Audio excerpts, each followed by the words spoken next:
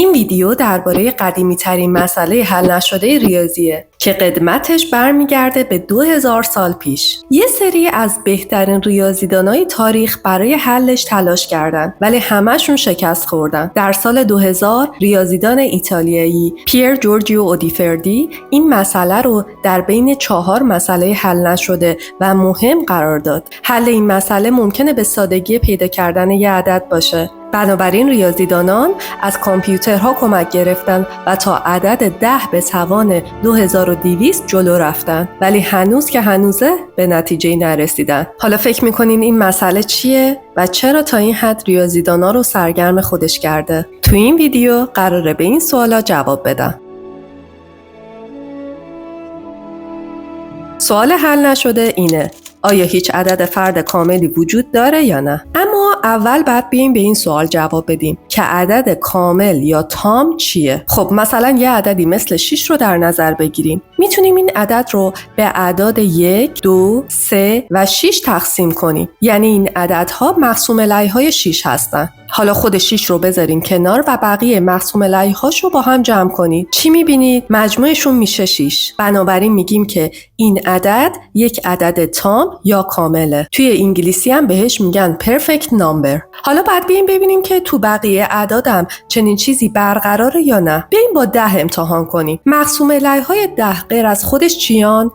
1، 2 و 5. وقتی با هم جمعشون میکنیم میشه 8. پس 10 یه عدد کامل نیست. حالا ما این کار رو میتونیم برای تمام عددهای دیگه هم انجام بدیم. متوجه میشیم که بین 1 تا 100 فقط 2 تا عدد کامل وجود داره، عددهای 6 و 28. و اگر تا عدد 10,000 جلو بریم میبینیم که 2 تا عدد دیگه به اینا اضافه میشه، 496 و 8128. اینا تنها اعداد کاملی بودند که یونانیان باستان میشناختند و برای بیش از 1000 سال همچنان تنها اعداد کامل شناخته شده باقی موندن. خب اگر بخوایم به صورت دستی اعداد بعد از 10,000 رو چک کنیم، مسلماً کار خیلی طاقت فرسا و خسته کننده ایه. پس ریاضیدانان رفتن ببینن که چه چیز مشترکی توی این اعداد میتونن پیدا کنن تا بتونن یه الگو یا یه فرمولی که این اعداد رو ایجاد میکنن پیدا کنن. اولین چیزی که میتونیم توی این اعداد ببینیم اینه که هر عدد کامل بعدی یه رقم بیشتر از عدد قبلی خودشه. نکته دیگه اینه که رقم آخر این اعداد متناوباً بین 6 و 8 تغییر میکنن که این به این معناست که همه اونا زوجن. اما اینجاست که ماجرا جالب میشه. عدد 6 برابر مجموع 3 تا عدد متوالی 1 و 2 و 3. عدد 28 برابر مجموع 7 عدد متوالی 1، 2، 3، 4، 5، 6 و 7. به همین صورت اعداد کامل دیگه هم به صورت جمع اعداد متوالی هستند. خب اتفاقی که اینجا میفته اینه که میتونیم بگیم این اعداد تعریف اعداد مثلثی رو دارن. یعنی با هر کدوم از این اعداد میشه یک مثلث متساوی الاضلاع ساخت. یه چیز دیگه، به جز عدد 6 بقیه این عددها برابر مجموع مکعب‌های فرد متوالی هستند. یعنی 28 میشه 1 به توان 3 به اضافه 3 به توان 3. 496 میشه 1 به توان 3 به اضافه 3 به توان 3 به اضافه 5 به توان 3 به اضافه 7 به توان 3 و 8128 میشه 1 به توان 3 به اضافه 3 به توان 3 به اضافه 5 به توان 3 تا 15 به توان 3. یه موضوع دیگه، بیاین این اعداد رو در سیستم باینری یا دوتایی 0 و 1 بنویسیم. اگر دوست داشتین توضیح کامل در مورد سیستم باینری رو توی یه ویدیو جداگونه میذارم. خب برگردیم به این عددامون. اگر این اعداد رو در مبنای 10 سیستم معمول باینری هستش به صورت باینری بنویسیم، 6 میشه 1 1 0. 28 میشه 1 1 1 2 تا 0. 496 میشه 5 تا 1 4 تا 0. و قابل پیش بینی دیگه 8128 هم برابر میشه با 7 تا 1 و 6 تا 0. تو سیستم باینری 2 به توان 1 میشه 1 0. 2 به توان 2 میشه 1 2 تا 0. 2 به توان 3 میشه 1 3 تا 0 و به همین صورت 2 به توان 4 میشه 1 4 تا 0. حالا به این اعداد نگاه کنید. 6 که برابر 1 1 0 بود در واقع میشه 2 به توان 2 به اضافه 2. 28 که برابر 1 1 2 0 بود رو میشه نوشت 2 به توان 2 2 به توان 3 به اضافه 2 به توان 4. و برای 496 2 به توان 4 2 به توان 5 تا 2 به توان 8 و برای عدد آخرمون 2 به توان توان 6 به اضافه 2 به توان 7 به اضافه 2 به توان 8 تا 2 به توان 12. پس تا اینجا دیدیم که یه چیزای مشترکی بین این عددا وجود داره. حالا بریم به زمان اقلیدس، یعنی حدوداً 300 سال قبل از میلاد. اقلیدس اومد از یه روش دیگه‌ای برای پیدا کردن الگوی این عددها اقدام کرد.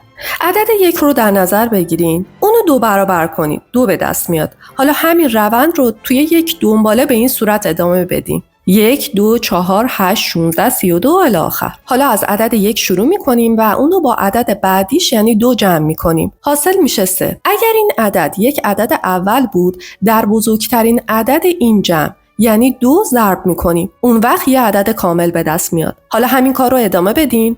1 و 2 4 رو با هم جمع میکنیم میشه 7. چون این عدد یه عدد اوله، در بزرگترین عدد این جمع ضربش میکنیم یعنی 4. 7 ضرب در 4 میشه 28.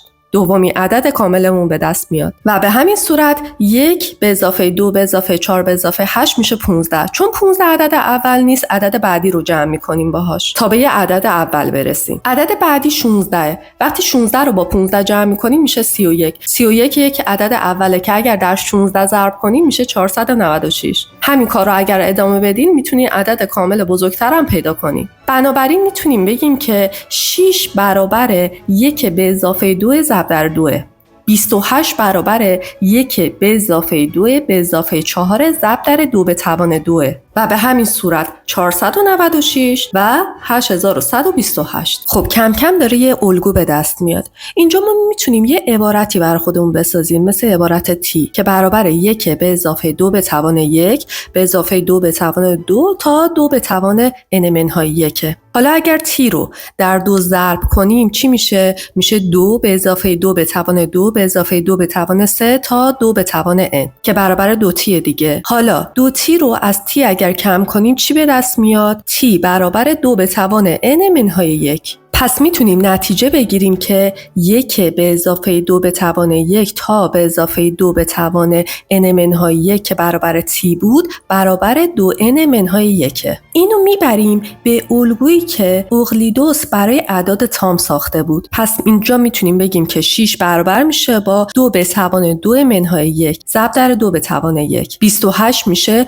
2 به توان 3 منهای 1 ضرب در 2 به توان 2. 496 میشه 2 به توان 5 منهای 1 ضرب در 2 به توان 4 و به همین صورت برای 8121. دقت کنید همه این عددها یعنی توانهایی که برای 2 اینجا داریم 2 3 5 اعداد اولن که اسمشون رو میتونیم بذاریم پی و این عددها 1 و 2 و 4 پی منهای 1 هستن. پس میتونیم بگیم اعداد تام رو میشه به این صورت نوشت 2 به توان پی منهای 1 ضرب در 2 به توان پی منهای 1. همونطور که دیدید اقلیدس یه راهی برای پیدا کردن اعداد تام یا کامل زوج پیدا کرده بود، اما اون اثبات نکرد که این تنها راهه. بنابراین ممکنه راههای دیگه‌ای هم برای به دست آوردن عدد تام وجود داشته باشه. حتی ممکنه اعداد کامل فرد رو هم داشته باشیم. 4 سال بعد از اقلیدس یه فیلسوف یونانی به اسم نیکوماخوس کتاب مقدمه بر حساب رو منتشر کرد که برای 1000 سال بعد از خودش به عنوان یک کتاب استاندارد در حساب شناخته می شده. تو این کتاب نیکوماخوس 5 تا حدس رو مطرح کرد و فقط مطرح کرد و اثبات نکرد. حدس اول این بود: عدد کامل انوم دارای n رقم است. حدس دوم: همه اعداد کامل زوج هستند. حدس سوم: همه اعداد کامل به صورت متناوب به 6 و 8 ختم میشن. حدس چهارم: الگوریتم اقلیدس همه اعداد کامل زوج رو تولید میکنه. و آخرین حدس یعنی حدس پنجم: اعداد کامل بی نهایت هستن. برای 1000 سال هیچکی نتونست هیچ کدوم از این حدسا رو اثبات یا رد کنه. اما در قرن 13 ابن فلوس ریاضیدان مصری لیستی از 10 عدد کامل با الگوریتم اقلیدسی منتشر کرد. اون تو این لیست یه اشتباهی کرده بود. 3 تا از این عددها کامل نبودن ولی بقیه کامل بودن. عدد کامل پنجمی که اون توی این لیست معرفی کرده بود 8 رقم داشت. یعنی حدس اول نیکوماخوس رو همینجا رد میکنه. نکته بعدی اینه که هم عدد کامل پنجم و هم عدد کامل ششم به 6 ختم میشدن. پس حدس سوم نیکوماخوس هم رد میشه. 2 تا حدس رد شده، مونده 3 تای دیگه. 2 قرن بعد این مسئله به رنسانس اروپا هم رسید و اونجا عدد کامل 5 و 6 و 7 دوباره کشف شدن. تا اون زمان همه اعداد کامل از فرم اقلیدوسی تبعیت می‌کردن و بهترین راه برای یافتن عدد جدید پیدا کردن یه مقدار دیگه از پی بود که در فرمول 2 به توان پی منهای 1 هم اول بشه. بنابراین ریاضیدان فرانسوی مارین مرسن به طور گسترده این اعداد رو مورد بررسی قرار داد. در سال 1664 اون توی یک کتابی لیستی از 11 مقدار پی رو منتشر کرد و ادعا کرد که با اعداد اول مورد نظر مطابقت دارن. الان ما این اعداد رو به اسم اعداد اول مرسن میشناسیم. از لیستی که اون ارائه داده بود 7 تا عدد اول کاملا با اعداد اول مورد نظر که در فرمول 2 به توان پی منهای 1 هم اول میشن مطابقت داشت. اما بعضی از اعداد بزرگتر این لیست مثل 2 به توان 67 منهای 1 توسط مرسن چک نشدن. اون بعداً اعتراف کرد که واقعا نمیدونه این عدد اول هست یا نه. مرسن گفت برای دونستن این که آیا یک عدد 15 تا 25 رقمی عدد اول هست یا نه تمام وقت دنیا کافی نیست. مرسن در مورد مسئله اعداد کامل با دانشمندان دیگه از جمله پیر فرما و رن دکارت هم صحبت کرد. در سال 1638 دکارت برای مرسن نامه نوشت و گفت فکر میکنم میتونم ثابت کنم که هیچ عدد کامل زوجی غیر از اونایی که اقلیدوس معرفی کرده نیست. اون معتقد بود که اگر عدد کامل فردی وجود داشته باشه باید به یه شکل دیگه‌ای مثل حاصل ضرب یک عدد اول در مربع عدد دیگه‌ای باشه. اگر دکارت درست میگفت اینها بزرگترین دستاورد در این مسئله از زمان اقلیدوس بودن، یعنی از 2000 سال قبل. اما دکارت نتونست هیچ کدوم از این ادعاها رو اثبات کنه. در عوض نوشت از نظر من میشه اعداد کامل فرد واقعی رو پیدا کرد، اما از هر روشی هم که استفاده کنید مدت زیادی طول میکشه. حدود 100 سال بعد در آکادمی سنت پترزبورگ کریستیان گولدباخ با یه نابغه 20 ساله ریاضی آشنا شد. اون دو با هم از طریق نامه در ارتباط بودن و در سال 1729 گولدباخ این جوان رو با کارهای فرما آشنا کرد. اولش این جوان اهمیتی به این نامه ها نمیداد، اما پس از کمی تشویق توسط گولدباخ او به نظریه اعداد علاقه‌مند شد و 40 سال آینده زندگیش رو صرف کار روی مسائل مختلف این حوزه از جمله مسائل اعداد کامل کرد. این نابغه کسی نبود جز لئونارد اویلر. اویلر کار دکارت رو با موفقیت‌های بیشتری ادامه داد. در این مسیر او 3 تا دستاورد در این مسئله داشت. اولین دستاوردش در سال 1732 بود که اون تونست عدد کامل 8 هم کشف کنه. دقیقاً همون عددی که مرسن پیش بینی کرده بود. حالا بریم سراغ دومین دستاوردش، یعنی تابع سیگما. برای دومین دستاوردش اویلر سلاح جدیدی به نام تابع سیگما رو ساخت. تنها کاری که این تابع انجام میده اینه که تمام مقسوم الیهای یک عدد که شامل خود عدد هم میشن رو با هم جمع میکنه. بنابراین برای یه عددی مثل 6 همه مقسوم الیه‌هاشو جمع کنیم به عدد 12 میرسیم، یعنی 2 برابر عدد اولیه. این 2 برابر بودن برای تمام اعداد کامل صدق میکنه. یعنی تابع سیگما برای یک عدد کامل همیشه 2 برابر خود عدده. این ممکنه تغییر مهمی به نظر نرسه، ولی در نهایت بسیار مفید واقع شد. بیاین چند تا مثال رو با تابع سیگما با هم بررسی کنیم. یک عدد اول مثل 7 رو در نظر بگیریم. چون این عدد اوله تنها مقسوم الیه‌هایی که داره خودش رو یکن. پس سیگمای 7 برابر 8 میشه. حالا اگر به جای 7 بذاریم 7 به توان 3 چی میشه؟ دوباره مقسوم الیه‌هاشو با هم دیگه جمع میکنیم، یعنی 1 به اضافه 7 به اضافه 7 به توان 2 به اضافه 7 به توان 3. حالا سیگما رو روی یک عددی مثل 20 امتحان میکنیم. جمع مقسوم الیه‌هاش میشه 1 2 4 5 10 به اضافه 20 که برابر 42 میشه. که میتونیم بگیم که 42 در واقع جمع 1 به اضافه 2 به اضافه 4 در 1 به اضافه 5. قبول دارین 1 به اضافه 2 به اضافه 4 همون سیگمای 4 و 1 به اضافه 5 هم همون سیگمای 5. این چیزیه که تابع سیگما رو قدرتمند میکنه. از اونجایی که هر عدد رو میشه به صورت ضرب عوامل اولش نوشت، میتونیم تابع سیگمای هر عدد مرکب رو به صورت حاصل ضرب توابع سیگما برای توانهای اولی که اون عدد رو تشکیل دادن بنویسیم. با این تابع جدید اویلر به دومین دستاوردش هم رسید، کاری که دکارت نتونست کامل انجام بده. اون ثابت کرد که هر عدد کامل زوج دارای فرم اقلیدوسیه. این قضیه که اسمش اقلیدوس اویلره یک مسئله 1600 ساله، یعنی 4مین حدس نیکوماخوس رو ثابت میکنه. تاریخدان ریاضیدان ویلیام دانام اسم این اتفاق رو بزرگترین همکاری در تاریخ ریاضیات گذاشته. اما اویلر هنوز کارش تموم نشده بود. اویلر میخواست مشکل اعداد کامل فرد رو هم حل کنه.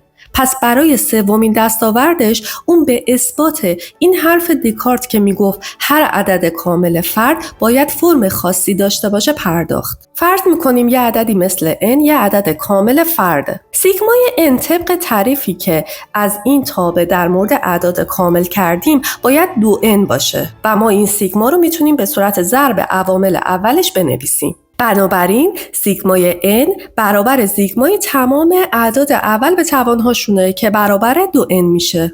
یک نکته که اینجا باید توجه کنین اینه که اگر یه عدد اول به توان فرد برسه، مثلا 7 به توان 1، تابع سیگماش همیشه عدد زوج میشه. علتش هم خیلی ساده است دیگه، چون عدد فرد به اضافه عدد فرد زوج میشه. حالا اگر یه عدد اول به توان یه عدد زوج برسه چی میشه؟ مثل 7 به توان 2 میشه 1 به اضافه 7 به اضافه 7 به توان 2، یعنی جمع یه عدد زوج به اضافه یه عدد فرد که همیشه برابر فرد میشه. بنابراین میتونیم بگیم که تابع سیگما برای عدد اولی که به توان فرد باشه زوجه و برای عدد اولی که توانش زوج باشه فرده. اینجاست که واقعا به نبوغ اویلر پی میبریم. خب برگردیم به فرمول سیگمای n. توی این فرمول سمت راستمون 2n داریم که n یه عدد فرد و 2 یه عدد زوجه. خب این به این معناه که باید در سمت چپمونم یک عدد زوج وجود داشته باشه، ولی فقط یک عدد زوج میتونیم داشته باشیم. چرا؟ چون اگر 2 تا عدد زوج داشته باشیم میتونیم این عبارت سمت چپ رو بر 4 تقسیم کنیم، در صورتی که عبارت سمت راست ما فقط یه دونه 2 داره، 4 نداره. بنابراین نتیجه میگیریم که تنها یکی از سیگماهای ما میتونه زوج باشه و این به این معناه که دقیقاً یک عدد اول وجود داره که به توان فرد رسیده و تمام اعداد اول دیگه باید توان زوج داشته باشن. این دقیقاً همون چیزیه که دکارت پیش بینی کرده بود، یعنی یک عدد کامل فرد برابر یک عدد اول به توان فرد ضرب در یک عبارت به توان 2. و حالا اویلر اومد اینو یه ذره اصلاحش کرد و نوشت یک عدد کامل فرد برابر p به توان 4k به اضافه 1 ضرب در m به توان 2. اما حتی اویلر هم نتونست ثابت کنه که آیا این عدد وجود داره یا نه. اون نوشت آیا عدد کامل فردی وجود داره؟ این سوال بسیار دشواره. تا 150 سال بعد از اویلر پیشرفت زیادی حاصل نشد و هیچ عدد کامل جدیدی هم کشف نشد. ریاضیدان انگلیسی پیتر بارلو نوشت که عدد کامل 8 اویلر بزرگترین عددیه که تا الان کشف شده و به نظر نمیرسه کسی بتونه بزرگتر از اونو پیدا کنه. اما بارلو اشتباه میکرد. ریاضیدانان همچنان به دنبال پیدا کردن اعداد کامل غیرقابل دسترس بودن. اکثر اونا با فهرست اعداد اول پیشنهادی مرسن شروع کردن. اویلر تونسته بود تا عدد 8 این لیست، یعنی 2 به توان 31 منهای 1 رو ثابت کنه. پس اونا رفتن سراغ 2 به توان 67 منهای 1 و اگر میتونستن ثابت کنن که این عدد یک عدد فرده، در واقع عدد کامل بعدی رو هم به دست آورده بودن. ادوارد لوکا ثابت کرد که 2 به توان 67 منهای 1 اول نیست، گرچه نتونست عوامل اونو پیدا کنه. 27 سال بعد از لوکا، فرانک نلسون کول در یک سخنرانی در انجمن ریاضی آمریکا بدون گفتن یک کلمه به سمت تخت سیاه رفت و نوشت 2 به توان 67 منهای 1 برابر 147 کوینتیلیون، 573 کوادریلیون، 952 تریلیون، 589 میلیارد، 676 میلیون، 412,000 و 927. بعد به طرف دیگه تخت سیاه رفت و نوشت 193,007,721 ضرب در 761,287,257,287 که برابر 2 به توان 67 منهای 1 میشه. یعنی در واقع تونست عوامل 2 به توان 67 منهای 1 رو پیدا کنه.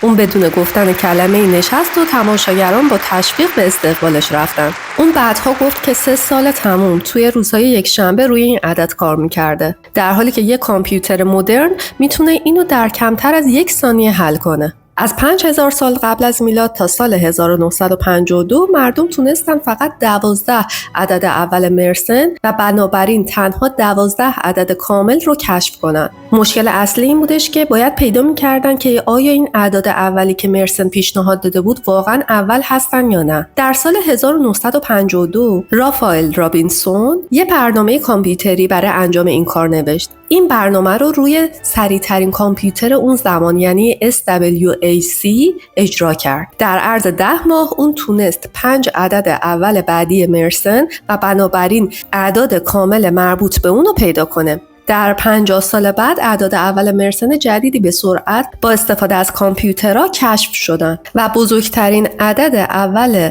مرسن در پایان سال 1952 2 به توان 2281 منهای 1 بود که 687 رقم داره. تا پایان 1994 بزرگترین عدد اول مرسن 2 به توان 859433 منهای 1 بود که 258716 رقم داره. از اونجایی که این اعداد به صورت فزاینده بزرگ می شدن، ادامه کار پیدا کردن اعداد اول مرسن بسیار دشوارتر شد، حتی برای ابرکامپیوترها. بنابراین در سال 1996 یه دانشمند کامپیوتر به اسم جورج والتمن پروژه بزرگترین عدد اول کامپیوتری مرسن رو راه انداخت به اسم گیمپس. پروژه گیمپس به همه اجازه میداد که با استفاده از کامپیوترهای شخصیشون به این پروژه بپیوندن و در پردازش و محاسبات اون شرکت کنن. و این پروژه تا الان خیلی موفق بوده و تونسته 17 عدد اول مرسن جدید رو پیدا کنه که 15 تای اونا بزرگتر از اعداد اول شناخته شده اون زمان بودن. و بهترین قسمتش اینه که اگر کسی بتونه یه عدد اول مرسن جدید رو کشف کنه، اسمش بین کاشفین این لیست ثبت میشه. لیستی که شامل بعضی از بهترین ریاضیدانان تمام دورانه. حتی یه جایزه $250,000 برای اولین عدد اول میلیارد رقمی وجود داره. در سال 2017 یک کشیش به اسم جان پیس عدد 50 مرسن رو با استفاده از گیمپس کشف کرد. عدد 2 به توان 77,232,917 منهای 1 که بیش از 23 میلیون رقم داره و بزرگترین عدد شناخته شده اون زمان بود. برای جشن این دستاورد، یه ناشر ژاپنی به اسم نانای روشا این کتاب رو منتشر کرد. بزرگترین عدد اول 2017 و تمام رقم‌های اون عدد رو در 719 صفحه چاپ کرده. این کتاب به سرعت به رتبه اول فروش در آمازون رسید و در عرض 4 روز همه نسخه‌هاش به فروش رفت. 1 سال بعد عدد 51 مرسن هم کشف شد. این عدد 2 به توان 82,589,933 منهای 1 بود که بیش از 24 میلیون رقم داره. همون ناشر اومد یک کتابی به عنوان بزرگترین عدد اول سال 2018 چاپ کرد. چیزی که در مورد این کتاب جالبه اینه که این کتابی نیستش که کسی بخواد بخونه، اما در واقع یه شیء فیزیکیه که اگر یه زمانی تمام اعداد اول رو از دست دادیم، یکی میتونه این کتاب رو پیدا کنه و بگه تا به امروز این بزرگترین عدد اول شناخته شده است. از اونجایی که اعداد از این فرم به سرعت رشد میکنن، میشه گفت بزرگترین عدد اول مرسن تقریبا همیشه بزرگترین عدد اول شناخته شده است. اما تا الان فقط 51 عدد پیدا شده. بنابراین ممکنه تصور کنیم که تعداد اونا محدوده، که این به این معناست که حدس 5 نیکوماخوس نادرسته و اعداد کامل نامتناهی نیستن. اما کی میدونه؟ ممکنه اینطور نباشه. یه حدسی هست به اسم لنسترا و پامرست وکسهاف که تعداد اعداد اول مرسن رو بر اساس بزرگی عدد پی پیش بینی میکنه و ادعا میکنه که تعداد نامتناهی اعداد اول مرسن وجود داره و این نتیجه میده که تعداد نامتناهی اعداد کامل زوج وجود داره. ولی خب این اعداد انقدر سریع رشد میکنن و بزرگن، بررسی اونا به زمان و منابع کامپیوتری زیادی احتیاج داره و ما نمیتونیم بگیم که آیا واقعا این حدس درسته یا نه. این از اعداد کامل زوج، ولی هنوز سوال اصلی رو جواب ندادیم. آیا اعداد کامل فرد هم وجود دارن؟ و ما فقط احتیاج به یه مثال داریم. پس ریاضیدانان شروع کردن اعداد فرد مختلف رو بررسی کردن. این دقیقاً همون کاریه که محققان در سال 1991 تلاش می‌کردن بهش برسن. اونا با استفاده از الگوریتم هوشمندی به اسم زنجیره عوامل قادر بودن نشون بدن که اگر عدد کامل فردی هم وجود داشته باشه، بزرگتر از 10 به توان 300. 21 سال بعد پاسکال اوکن و مایکل را تونستن این عدد رو به 10 به توان 1500 افزایش بدن و با پیشرفت‌های الان این عدد به 10 به توان 2200 رسیده. یعنی تا این عدد هیچ عدد کامل فردی وجود نداره. و در حال حاضر این مسئله هنوزم که هنوز قدیمی ترین مسئله حل نشده ریاضیات باقی مونده. پس به این نتیجه میرسیم که حرف اویلر درست بود وقتی گفتش که آیا عدد کامل فرد وجود داره؟ سوال بسیار دشواره.